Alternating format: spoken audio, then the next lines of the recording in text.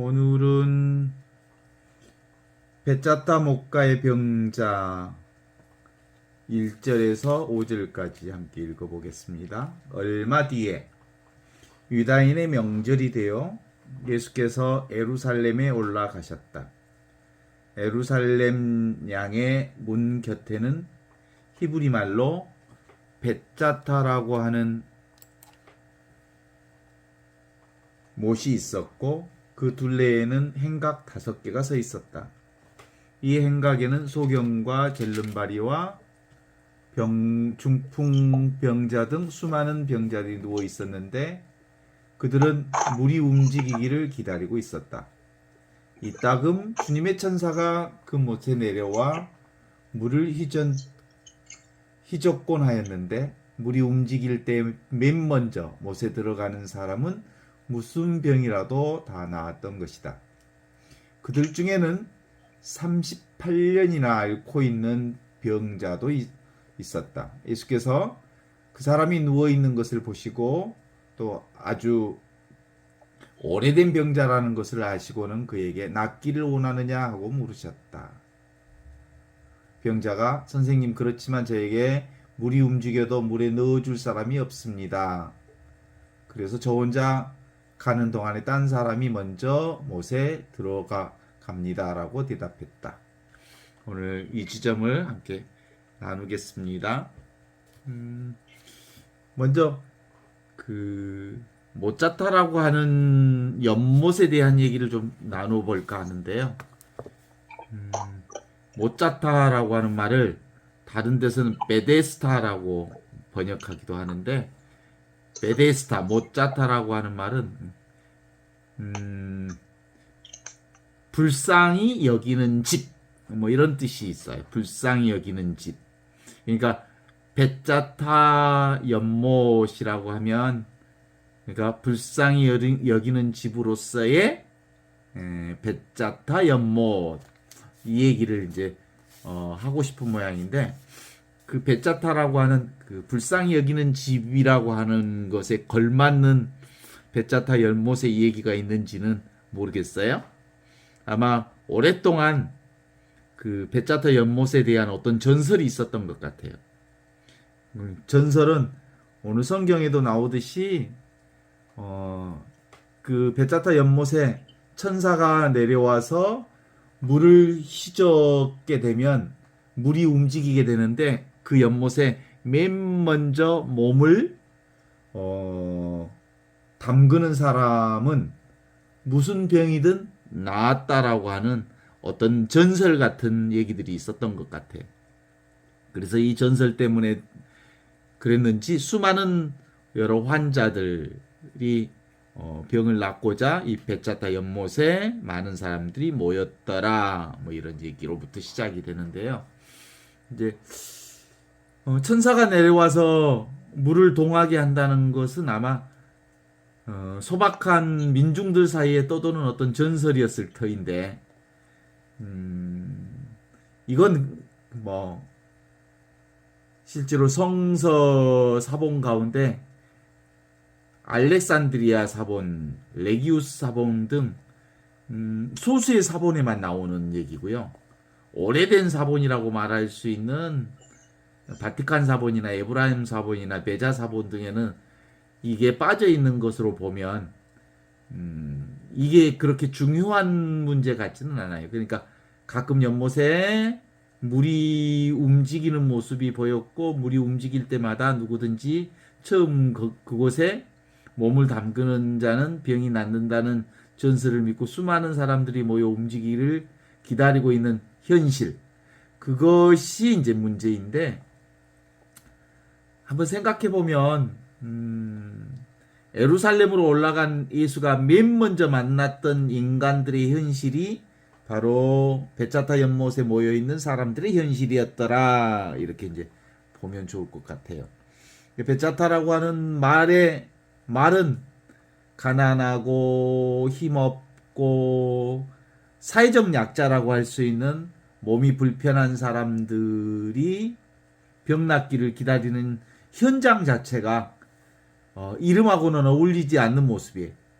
이름은 어, 가난한 사람들, 병자들을 위한 집인데 베짜타라는 건데 그러면 그 얘기는 가난한 사람들을 배려하는 한다고 하는 뜻과는 전혀 다른 방식의 현실은 그 자리가 물만 움직이기만 하면 제일 먼저 들어가서 몸을 씻겠다고 하는 인간의 이기주의적 상황이 온전히 드러나는 현실이란 말이에요. 뭐라고 하나 할까? 선착순 논리가 행행하는 곳이라고나 할까? 아니면 경쟁의 가장 상징적인 자리에서 예수님을 이제 보게 된 거죠. 그러니까 예수님이 보게 된 현장은 경쟁의 현장, 선착순 현장, 그리고 서로 1등하기 위해 자기 살기 위해 남을 뒤로 물리쳐야 하는 그 현실. 그 누군가의 어깨를 짓밟지 않고서는 출세가 불가능한 현실.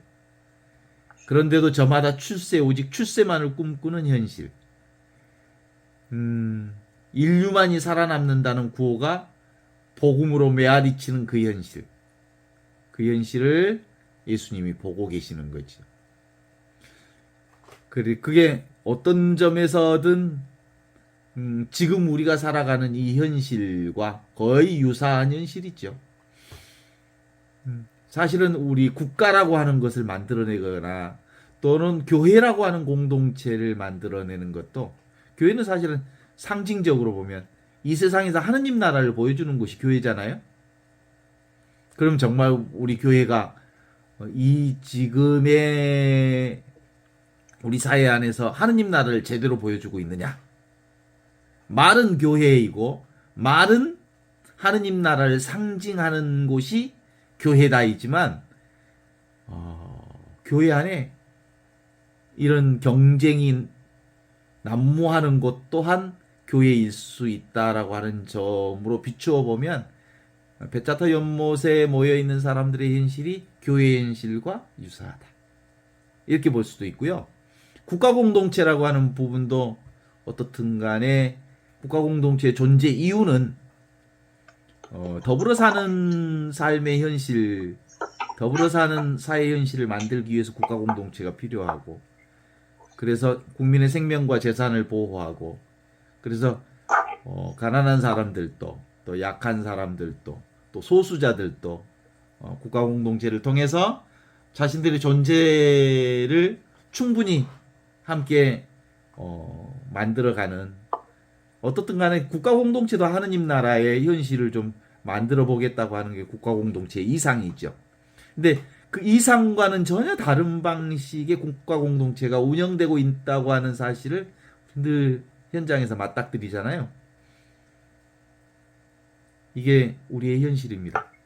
그런 현실을 현실 앞에 예수님이 직면해서 38년 동안 앓고 있는 환자가 이렇게 예수님을 부르죠.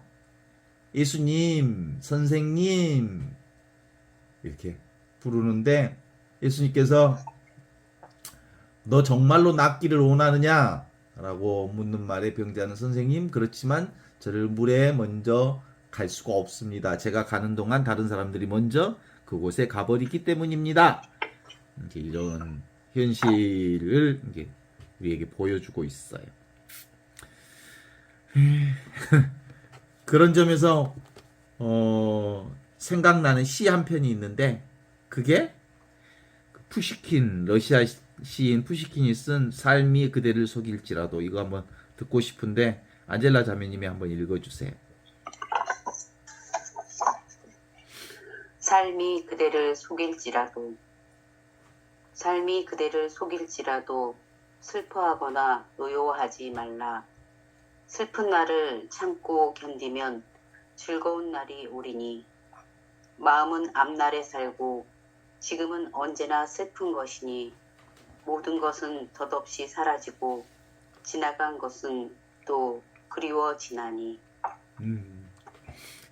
저도 사실은 삶이 그대를 속일지라도라는 어린 시절에 들었던, 국민이면 아마 대한민국 사람이면 이 시를 모르는 사람이 거의 없을 거예요. 그리고 늘 쓰던 얘기들이니까 삶이 그대를 속일지라도 슬퍼하거나 노하지 말라. 이 얘기 앞부분까지 다 외우는 사람들이 거의 대반 다 그럴 텐데 맨 처음에는 삶이 그대를 속일지라도 라는 것에 대한 생각 안에서 여러 가지 어째 삶이 우리를 속였나? 내가 삶을 속였지? 뭐 이런 생각들이 들었어요. 삶은 늘 나와 둘이 아니죠. 내가 곧 삶이고 삶이 곧 나니까.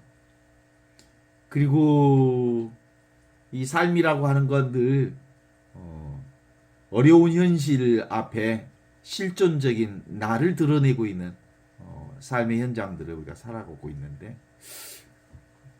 삶이라고 하는 게 실제로는 내 생각대로 되지 않는다고 하는 이 지점에서 저는 오늘 베짜타 연못하고 한번 연결해서 한번 생각을 해보고 싶어요. 베짜타 연못의 그 언어는 대단히 긍정적인 부분이잖아요. 가난한 사람들을 위한 집, 어려운 사람들을 위한 집, 힘든 사람들을 위한 집이라고 하는 베짜타라고 하는 이름과는 전혀 상반된 경쟁의 구도로 매몰되어 있는 그 자리. 그래서 서로 1등하고 서로 그 연못에 들어가야만 살 수 있다고 생각하는 경쟁이 이루어진 선착순의 구조. 이게 삶을 되게 힘들게 하지요. 그게 삶의 현장이니까. 그래서 실제로 우리의 삶은 녹록하지가 않습니다. 그죠? 늘 살아가는 시국도 쉽지 않을 때고 개인적인 삶도 어렵고 그래서 이런 삶을 영성적으로는 십자가의 성 요한은 늘 이걸 영혼의 어두운 밤이라고 얘기를 하고 있는데 내게 주어진 삶의 조건 자체를 십자가로 보고요. 십자가라고 하는 삶의 영혼의 어두운 밤들을 반드시 통과해야 되는 거죠.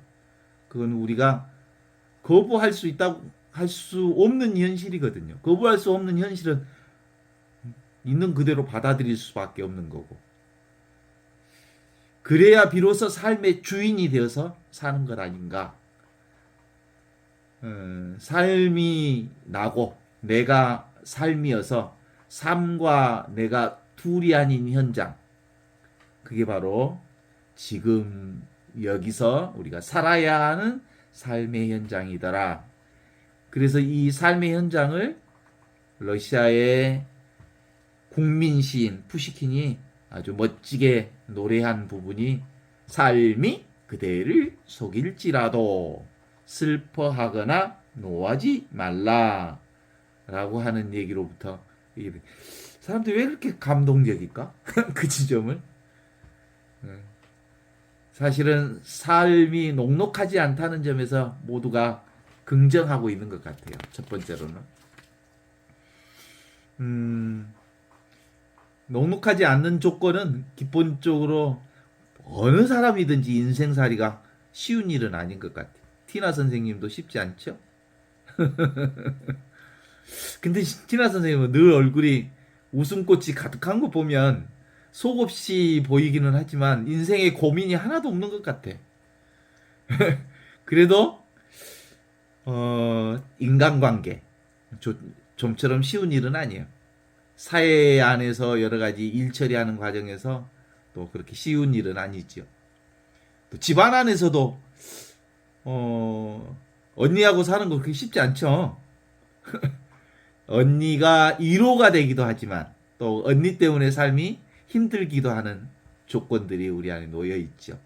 사실은 가족들 관계가 가장 나를 위로해 주는 자리이면서 가장 나를 상처 주는 자리가 그 자리여서 보통 자리가 아니에요.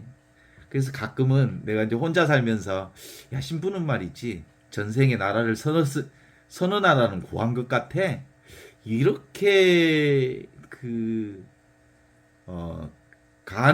삶 속에서 인간적 부딪힘이 그렇게 많지 않지요. 또 나에게 불편하게 하는 사람들이 그렇게 많지가 않죠. 그래서 삶의 데미지가 그렇게 많이 입지 않고, 그래서 요즘에 특히 혼자 이렇게 산다는 게 얼마나 복된 삶인지 가끔 그런 생각들을 좀 해요. 내가 이렇게 재밌게 또 편안하게 살면, 그건 뭐, 아무튼 괜찮아요. 혼자 이렇게 지내는 일들이. 그럼에도 불구하고 저에게도 어두운 밤과 같은 그런 영혼의 어두운 밤들이 있는 것은 사실입니다.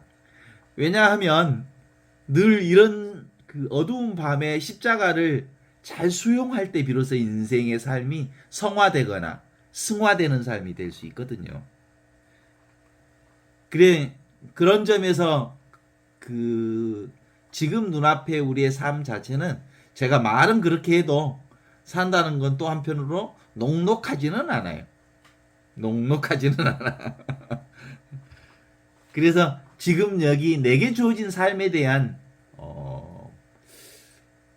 정말 신뢰와 신앙, 이게 신앙인 것 같아요. 제가 요즘에 살면서 느끼는 것은 눈앞에 내 삶, 주어진 이 삶에 대한 신앙, 신뢰, 이것이 나의 삶이다. 이게 진정으로 나의 삶이다. 이거 받아들이는 거죠. 그런다고 해서 또 생각대로 이렇게 늘 잘 풀리는 것은 아니지만 잘 풀리지 않은 그 현실까지도 내가 온전하게 받아들이면서 살 때 실제로 그 안에서 혼자 있는 시간, 절대 고독의 시간, 또 잘 풀리지 않는 어떤 일들 또는 기쁜 일들 모두를 겪고 있는 눈앞의 이 현실이 곧 내가 살아가야 할 현실이고, 내가 가야 할 현실이고, 내가 나로서 가야 할 현실이고, 내가 나답게 살아야 할 현실이고, 내가 나로서 살아야 할 현실이 바로 지금 여기. 이거야, 이거. 살아있는 이 현실. 그런데 그건 누구든지 이 변화되어지는 현실들을, 무상한 현실들이죠. 왔다 가는 이런 것들을 잘 수용하면서 사는 것. 그때 비로소 현재는 슬픈 것처럼 보이지만 또는 힘든 것처럼 보이지만 결국은 다 왔다 가는 무상한 것들이어서 결국 살아가야 할 현실은 순간밖에 없어요. 지금 여기 이 순간. 나머지 것들은 다 지나가는 것들이죠. 그래서 푸시킨은 삶을 곧 나와 둘이 아닌 이 하나의 진리로 파악하고 우리에게 보여준 시가 아닐까 이런 생각을 합니다. 분명코 자기 생각대로 되지 않지만 자기 생각대로 되지 않는 이 삶을 수용하고 받아들이는 것, 이 삶 자체를 신뢰하는 것에 푸시킨은 존재에 대한 신뢰로 받아들인 것 아닌가. 현존에 대한 신뢰, 삶에 대한 신뢰, 그것이 곧 존재 자체를 온전하게 받아들이는 신앙이었던 것 아닌가 하는 생각을 해봐요. 그래서 특별히 지금 이 현존을 받아들일 때 우리 삶 전체가 새롭게 살아가게 하는 힘들이 이 자리에서 나오는 것 같습니다. 그래서 결국은 지금 이 삶 자체가 나로서 살아가는 아주 진실 자체로서 우리에게 표현되어지는 것이어서 있는 그대로의 이게 바로 영원한 삶의 현실로서 우리에게 주어진 거라고 본다면 바로 지금 여기 이 당처라고 말할 때 이 당이 무슨 뜻인지 알겠죠? 지금 여기를 당이라고 그래. 당처가 바로 지금 여기 이 자리를 얘기하는 거죠. 지금 이 삶이 바로 그 누구도 피할 수 없는 삶이기에 아주 기꺼이 수용하고 받아들이는 이 삶의 현실, 이게 바로 무슨 삶이라고 하냐면 이미 있는 이 자리를 받아들이는 현실이기 때문에 한 처음 자리, 천지가 창조되기 이전에 있던 그 자리를 지금 여기 이 자리로 사는 거죠. 어렵게 얘기하기는 하지만 너무 쉬운 얘기예요, 사실은. 얘기로 보면 숨 쉬는 자리, 살아있는 자리, 심장이 뛰는 자리. 그래서 여기를 사는 걸 그 서양 영성가는 지금 이 순간을, 가슴 뛰는 이 순간을 살아라, 이렇게 표현하는 것 같아요. 근데 지금 눈앞에 보여지는 이 순간이라는 게 뜻대로 되는 순간도 있지만 내 생각대로 되지 않는 순간들이 많단 말이에요.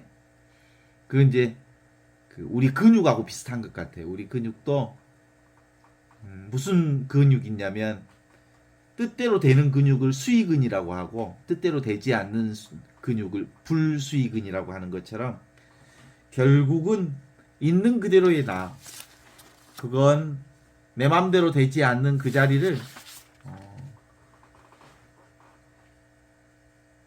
충분히 수용하고 살아가는 거거든요. 왜냐하면 그게 원래 있던 자리니까. 우리가 원래 있던 자리가 말씀 자리 아니에요? 말씀 자리가 텅 비어 있는 자리에서 우리가 시작됐어, 우리의 인생이. 나의 인생만 그런 게 아니라 모두의 인생은 텅 비어 있는 이 자리에서 시작됐어. 말씀 자리에서. 그 말씀 자리가 하느님과 함께 있는 자리고, 하느님과 똑같은 자리에서 모든 것은 다 이 말씀으로 생겨났고, 말씀 없이 생겨난 것은 아무것도 없고, 그래서 말씀으로 생겨난 것들은 또 어디로 돌아가? 텅 비어 있는 자리로 사라져. 텅 비어 있는 자리가 바로 우리가 원래 있던 자리예요. 이걸 사실은 허공자리라는 게 허공처럼 아무것도 없지만 모든 것들이 다 이 자리에서 시작되어지고 끝맺어진다고 해서 이걸 당처라고 그러거든요. 그래서 어떤 사람은 후손들에게 나 죽을 때 있잖아, 널에서 손을 밖으로 빼내라, 그리고 못을 박아라 그랬대잖아.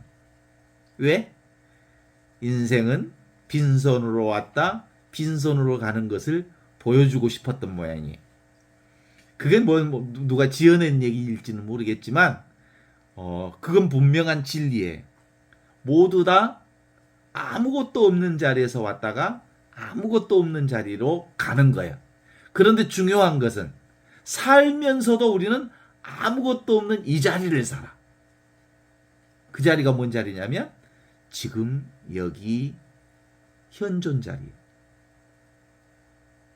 생생하게 살아 있지만 그것이 육체로서, 에고로서 사는 자리가 아니라 절대 나로서 사는 자리, 하느님과 똑같은 자리, 하느님과 함께하는 자리가 바로 지금 이 자리거든요.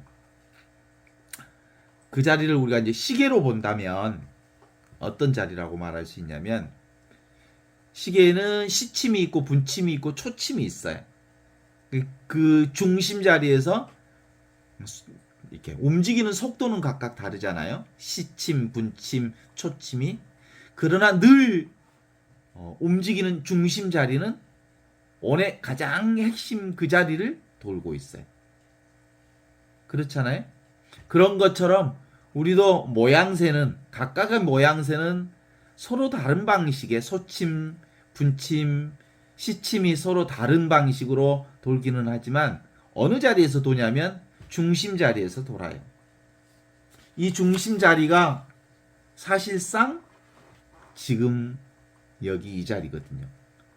2002년에서 우리가 2003년으로 왔죠. 2023년 지금 1월 벌써 중순으로 돌아갔는데 변하지 않는 자리가 있잖아요. 그죠? 2022년이나 2023년이나 2023년 1월 중순이나 똑같은 그 자리가 있어요. 그 자리가 어디냐면 지금 바로 이 당해 있는 이 자리. 이게 바로 우리가 살아야 할 중심 자리입니다. 이게 바로 생각한다고 해서 이 자리에 살고 생각 안 한다고 해서 이 자리에 안 살 게 아니여. 이 자는 반드시 살아야 할 자리지. 삶의 자리지. 도무지 피할 수 없는 이 자리.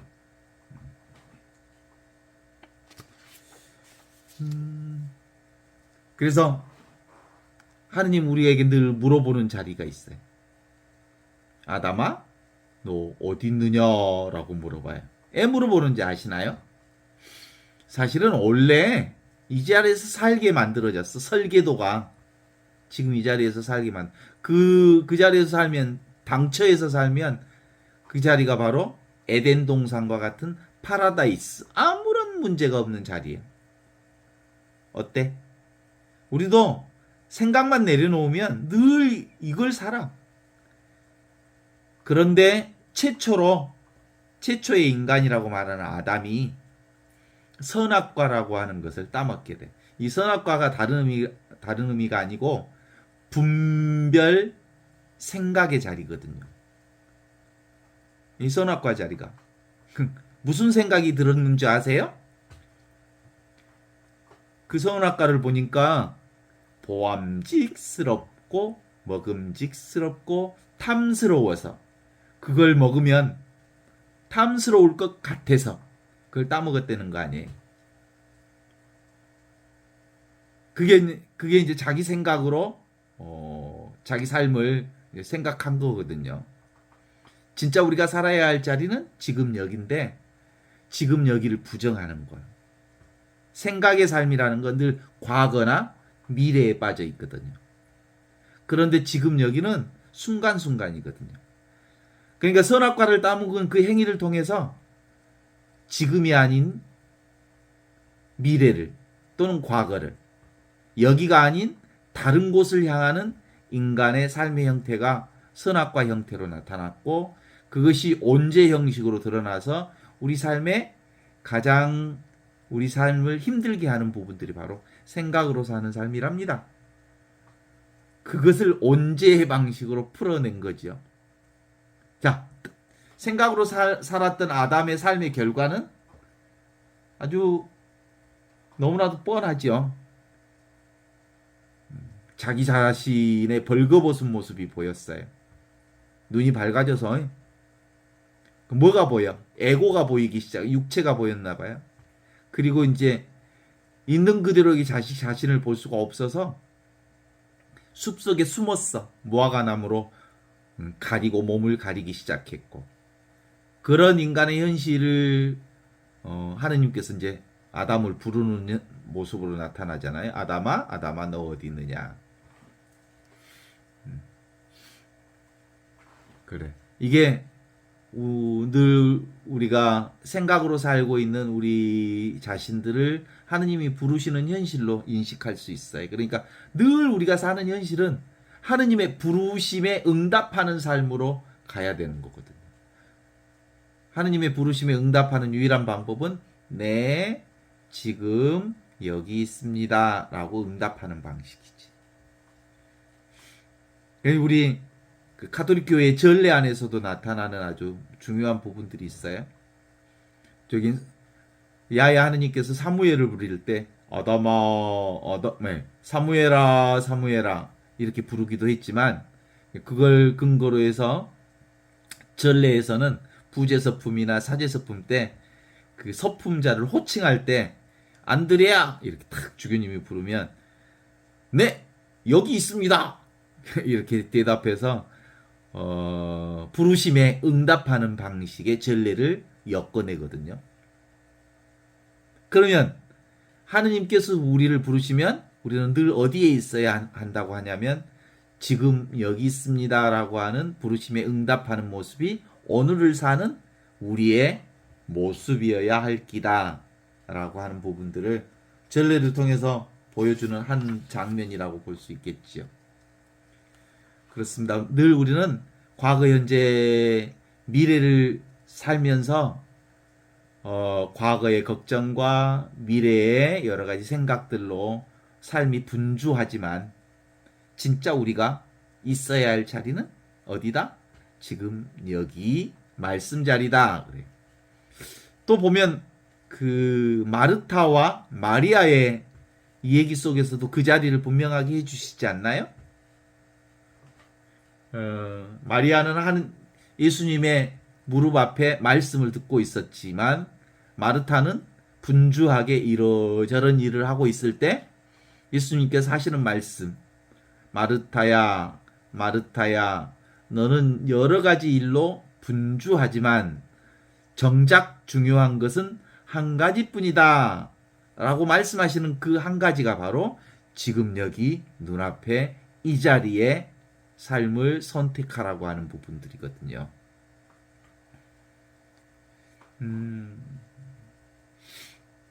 서구의 어떤 영성가는 영화 속의 주인공이 이런 것을 영화 속의 자기가 영화 속의 주인공이라는 사실을 깨닫는 일이다 그러는 거예요. 눈앞에 보이는 이 현실이 영화 속의 주인공과 같은 거거든요. 영화 속의 주인공은 하나의 역할일 뿐 실제로는 아니에요. 아시죠? 실제로는 뭐예요? 지금 여기 이것이에요, 이거. 늘 우리는 지금 여기 이것을 통해서 영화 속의 주인공 역할을 하면서 사는 것이라고 볼 수 있죠.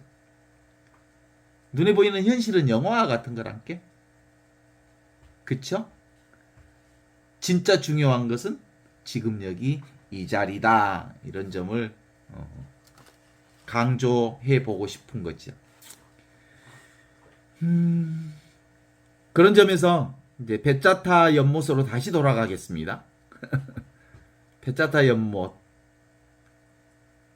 그 자리는 실제로는 지금 여기 이 자리를 베짜타의 연못이라고 볼 수 있지.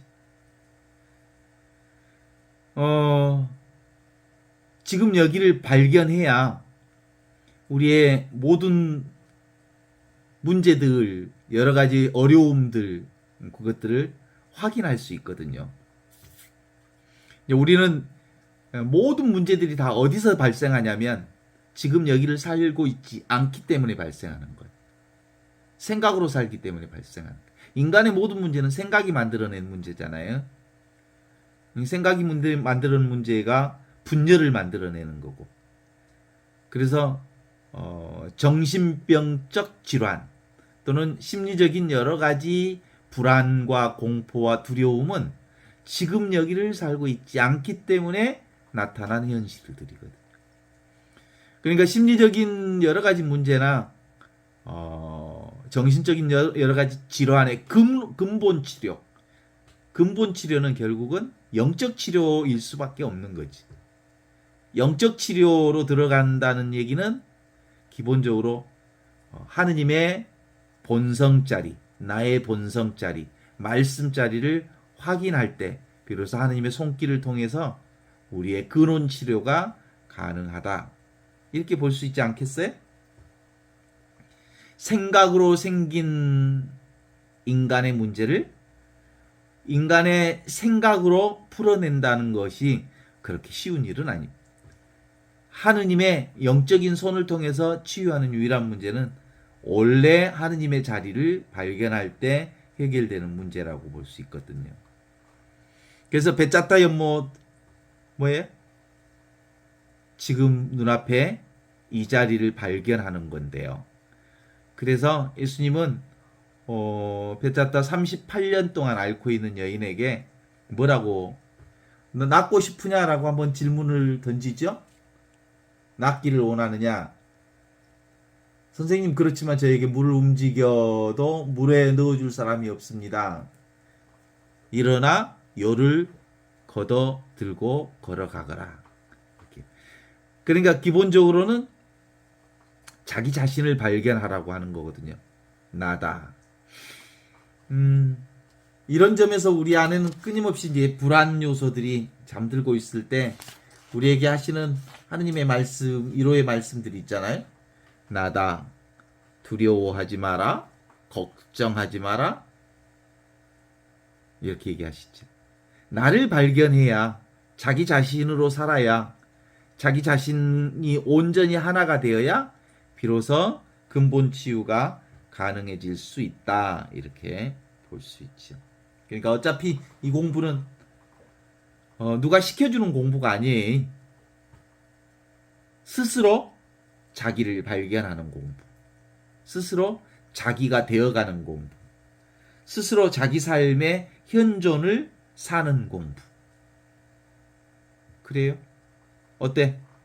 그러니까 제가 이 공부를 통해서 이건 신앙 공부, 이 영성 공부는 성서 공부 아니잖아요.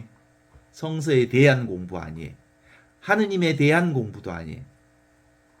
그리고 예수님에 대한 공부도 아니에요. 하느님을 사는 공부, 나를 사는 공부, 예수 그리스도를 사는 공부. 그러니까 자기가 자기 자신이 되어서 자기로서 사는 공부이기 때문에 제가 가르치는 건 어디를 너를 봐라, 너 자신으로 살아라, 네가 곧 하느님과 둘이 아니다, 이 얘기만 계속하는 거지. 그래서 자기를 바라보면, 그리고 자기로서 살면 모든 것이 다 돼요. 그러니까 저는 부채의식이 없어요.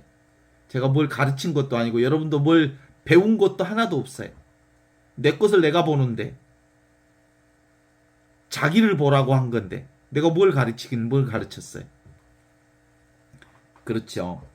그래서 제가 사실은 이 공부하면서 얘기는, 저도 지금 내 얘기하고 있는 거거든요. 내 얘기를 하고 있는데 많은 분들이 내 얘기를 통해서 또 자기를 발견할 수 있도록 하는 것이어서, 제 얘기를 할 수 있는 장을 마련해 주셔서 들어주셔서 얼마나 감사한지 몰라요. 여러분이 저한테 감사할 일이 아니고 제가 여러분들에게 감사해야 할 일이거든요. 그래서 어떤 선사가 그랬다고 그랬죠. 나도 정말 이 삶을 살 수 있도록 함께 갈 수 있는 동지가 있었으면 좋겠다. 그러니까 정말 이 공부하는 사람들에게 있어서 가장 큰 희망 중에 하나는, 정말 이 길을 걸어가는 도반 또는 영적인 친구가 있으면 진짜 좋은 거예요. 그게 최고의 선물인 거예요. 하느님이 우리에게 주신 최고의 선물은 영적 동반자를 얻는 거거든요. 그래서 이제 그 사람이 나에게 어떤 그런 영적 동반자를 하나 보내달라 그래서 어떤 분이 왔대요. 오자마자 저에게 구원을 가르쳐 주십시오 그랬대. 그랬더니 그 선생이 새로운 제자를, 원래 이제 그 사람이 어떤 사람이었냐면, 이렇게 뭐라고 해, 나룻배를 저으면서 이렇게 사는 사람이었는데, 나룻배 타고 오는 그를 물에다 퐁당 빠쳐버렸다. 그러면 이제 죽을 지경이지. 허브자 오면 또 살려놓고, 딱 올라오면 또 물속에다 집어넣고, 그것을 안 죽을 만큼 해버렸대. 그게 뭐게? 이 공부라고 하는 것은 내가 너를 가르치는 공부가 아니라 스스로 물속에서 헤엄치는 공부다. 스스로 생존하기 위해 애쓰는 공부다. 이걸 가르치는 거래. 그래서 오직 스스로 공부하는 것, 스스로 자기를 알아차리는 것, 스스로 돌아봐서 자기가 되어가는 공부, 그 이외에는 다른 공부가 아니에요. 그래서 이제 성경에 보면 쟁기를 잡고 뒤를 돌아보는 자는 하느님 나라에 들어가기 합당하지 않다 그랬거든요. 한번 우리가 이 길에 들어섰다고 하면 과거 같은 것, 그리고 그 생각이라고 하는 것 자꾸 과거로 미래로 지금 여기를 살지 못하게 하는 삶이어서 지금 여기에 올인해야 된다는 거거든요. 지금 여기 올인을 할 때 나의 온전한 삶을 살게 되는 거거든요. 근데 지금 여기에 뭐 대단한 게 있어서 여기 올인하라고 그런 줄 아세요? 그런 거 없어. 지금 여 자리가 하느님 자리고 구원의 자리고 하느님과 온전히 하나 된 자리이기는 하지만 이 자리는 그렇게 대단한 자리는 아니에요. 아주 평상심의 자리. 아무것도 아닌 자리. 또 얘기 하나 풀어볼까? 옛날에 어떤 도둑이 하나 있었대. 도둑이 은퇴할 때가 되어서 이제 아들에게 그 도둑질을 가르쳐 줘야 되는데, 야, 이제 내가 나이도 늙어서 더 이상 이 업종을 더 이상 할 수 없게 됐다. 그리고는 이제 네가 내 뒤를 이어라 그랬대. 그리고는 아들을 어떤 부잣집 창고로 대갖고 뒤지에다 탁 가다 놓고 문을 탁 닫아 놓고는 도둑이야 하고 아버지가 도망가 버렸어. 그리고는 뒤지에다가 부잣집 뒤지에 뚜껑을 딱 닫혀놓은 상태에서 도둑이야 했으니 누가 들어왔겠어. 그 집에 머슴들이, 그리고 여럿이 이제 그 부잣집 창고에 이제 들어온 거야. 도둑이 돌았나 봐. 어디가 있나 그러고 막 이렇게 선원놈들이 그 도둑집 창고에 들어오니까 이제 나는 죽었구나. 세상에 아버지가 뒤지석에 넣어놓고 나보다 도둑이야 하고 가버렸으니 이제 꼼짝없이 나는 죽었구나라고 생각을 했대. 그 순간 살아나는 방법이 있을 거라는 생각이 머릿속으로 싹 스치면서 지소리를 냈다는 거야. 찍찍찍찍찍찍. 그랬더니 뒤지에 문 쥐새끼가 있나 봐. 그리고는 슬쩍 이렇게 보려고 하더래. 그 순간에 서너 명이 뒤지 위에 머리를 딱 박고 있을 때 문을 빡 차고 올라섰대. 그랬더니 그 문에 그 머슴놈들이 다 떨어졌어. 그리고는 그 틈에 그 광으로부터 도망쳐서 살아나왔대. 그러다 동네 여기까지 막 이놈들이 쫓아오더래. 거의 붙들릴 쯤 했는데 동네에 샘에다가 큰 돌멩이 하나를 첨벙 집어넣었더니 풍덩 소리를 내고는 다른 데로 톡겼어.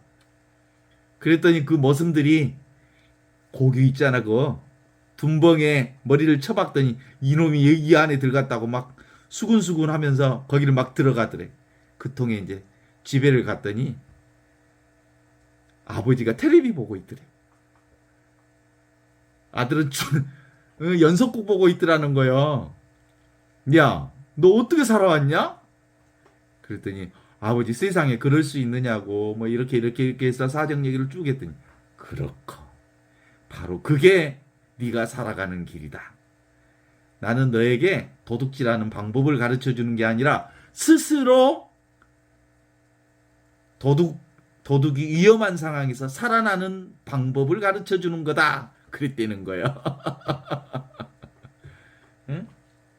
그런 점에서 실제로 우리가 공부하는 이 공부는 다른 공부가 아니고 스스로 살아가는 공부야.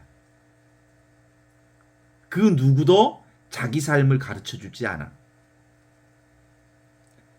그 누구도 나의 삶을 대신 살아주지 않아.